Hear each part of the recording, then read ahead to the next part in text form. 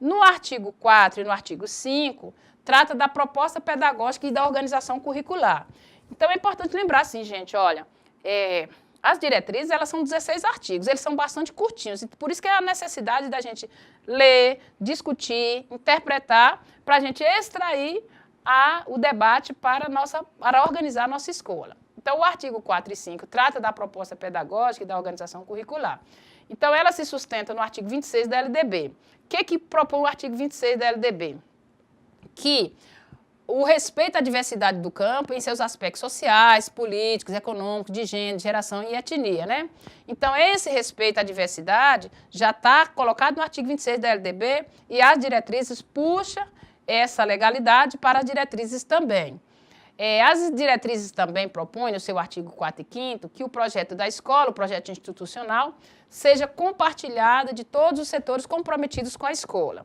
Explico melhor. Então, significa dizer, vamos supor que tem lá seu João, que o filho dele já concluiu a educação básica, tem lá outra. Mas ele contribui com a escola. Então, ela também. Então, é os setores que são comprometidos com a escola, que pode ser os pais, mas pode ser gente da comunidade, pode ser uma instituição, pode ser a cooperativa, pode ser um movimento, pode ser uma ONG. Ou seja, as diretrizes, o seu projeto institucional, ao ser organizado, não precisa só chamar o pai ou a mãe, ou os professores. Abra a escola para as diversas possibilidades daquele que se compromete de construir uma escola melhor, lá naquela comunidade, lá naquele povoado onde ela esteja colocando. E, por último ainda, das propostas pedagógicas, ela coloca que a escola é um espaço público de investigação e articulação de experiências e estudos direcionados para o mundo do trabalho, para o desenvolvimento social, economicamente justo e ecologicamente sustentável. Então, isso está assegurado no artigo 4 e 5 para colocarmos na proposta pedagógica. Ou seja, nesse artigo aí, deixa claro para nós a importância da pesquisa, né, quando a gente fala, espaço de investigação, deixa para nós, então, colocar na proposta pedagógica a dimensão da pesquisa, a dimensão da articulação de experiências. Às vezes tem uma pessoa lá na comunidade que tem experiências maravilhosas de agroecologia, tem campos de experimentação, tem um grupo de mulheres lá que constrói coisas legais e tal. Então, essas experiências podem ser articuladas também junto à escola, né? Elas podem ser colocadas como experiências da escola, como experiências de trabalho, né? E também, se outro desenvolve outras possibilidades, a escola pode trazer para dentro dela, para ser discutida, para ser visitada, para se tornar campo de experiência, campo de experimentação, né? Então, essas podem ser discutidas. E a outra questão é uma escola vinculada ao mundo do trabalho. Não é aquele trabalho explorador, aquele trabalho que leva a pessoa apenas à exaustão, ao sofrimento e tal. Quando nós falamos aqui de trabalho, eu queria que vocês se lembrassem da aula 1, quando a gente falava de um trabalho em que a pessoa pensa, antecipa em sua cabeça o que vai fazer, ou seja, que a gente movimenta a dimensão de corpo e a dimensão de mente, ou seja, um trabalho que articula pensamento e ação. Então, quando a gente trabalha nessa perspectiva de um trabalho que movimente pensamento e ação, nós estamos descolando do trabalho explorado, que às vezes só requer da gente a exploração, a exaustão, o sofrimento, a exploração. Então, não é esse trabalho quem desenvolve são os capitalistas, né? Então, a gente precisa construir um mundo do trabalho que a gente sinta prazer em realizar esse trabalho. Esse é o trabalho que a gente defende, que a escola precisa discutir, que a gente defende. Por isso que ele não pode às vezes ele não se realiza nessa sociedade que nós estamos, porque essa sociedade é uma sociedade calcada na exploração, né? Mas no campo brasileiro, às vezes é importante a gente pensar sobre isso. Os artigos 5, 6 e 7 tratam da organização e da estrutura escolar. Então, assim, como organizar a escola, como pensar o currículo, como pensar os ciclos, como pensar as séries, como fica essa organização. Então, se você pegar as diretrizes, você vai encontrar lá no artigo 5, 6 e 7 essa organização da estrutura escolar. Então, lá propõe que você organiza, vamos supor. Porque a história da seriação, minha gente, por exemplo, na escola do campo tem um dilema muito grande, que é a questão da multisseriação. Bom, a multisseriação só existe porque você tem a seriação, né?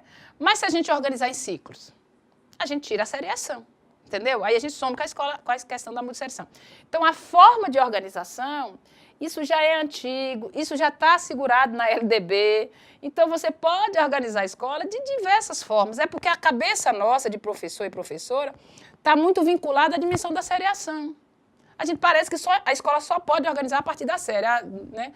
Mas a gente pode organizar por ciclos, a gente pode organizar por módulos, a gente pode organizar por outras possibilidades. Não pode ser, e pode organizar pela seriação também, né?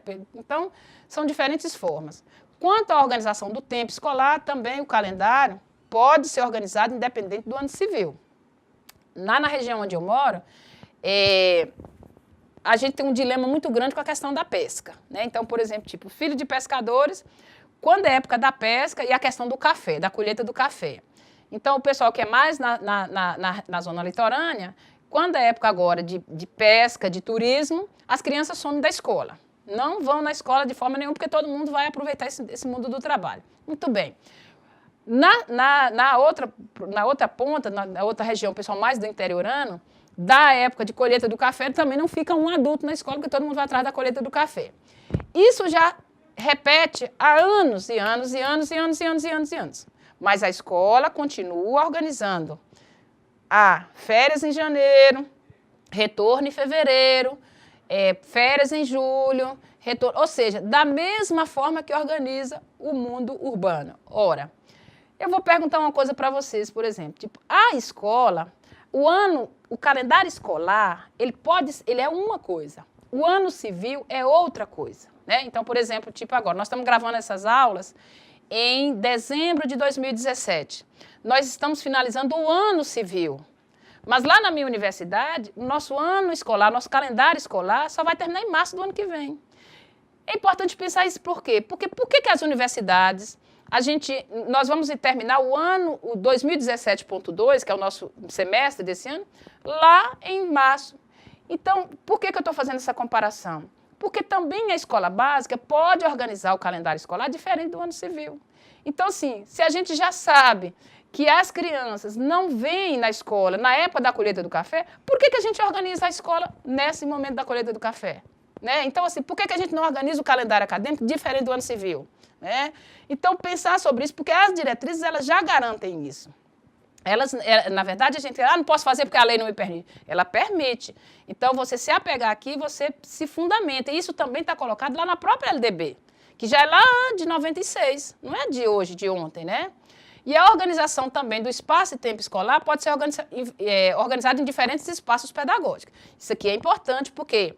Porque a sala de aula na educação do campo não é o único lugar de organização pedagógica. Ela precisa, claro, ela é a referência principal, mas o aprendizado, a organização do trabalho pedagógico, ela vai além da escola do campo. Ela vai além da sala de aula, aliás. Ou seja, as escolas itinerantes, que existem em vários estados do Brasil, ela vai mostrar isso. Ou seja, a escola pode ir em qualquer outro lugar.